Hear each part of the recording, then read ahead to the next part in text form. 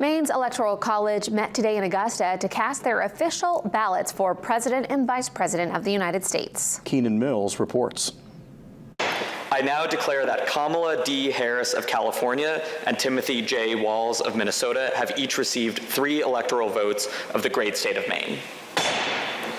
I now declare that Donald J. Trump of Florida and James D. Vance of Ohio have each received 1 electoral vote of the great state of Maine. 4 electors representing Maine's 4 electoral votes officially submitted their ballots Tuesday based on November's election. Casting that vote for Donald Trump today and moving our country in the right direction and getting things back on track is going to be a really exciting day. For the 3rd presidential election in a row, the state of Maine's electoral votes were split. The gathering at the State House confirmed those results before sending them to Washington, D.C.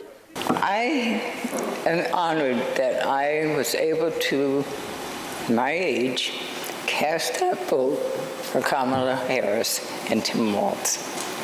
Thank you for that honor. Following the votes, electors were given the opportunity to address those in the House chamber.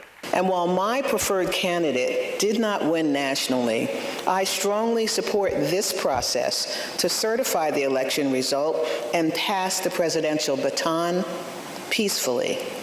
I take great pride in being part of today's proceedings.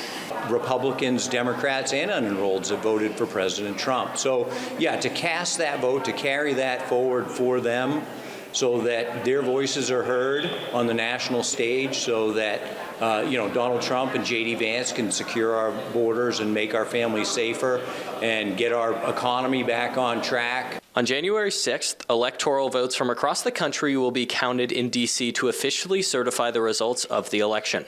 Keenan Mills, WABI News, Augusta.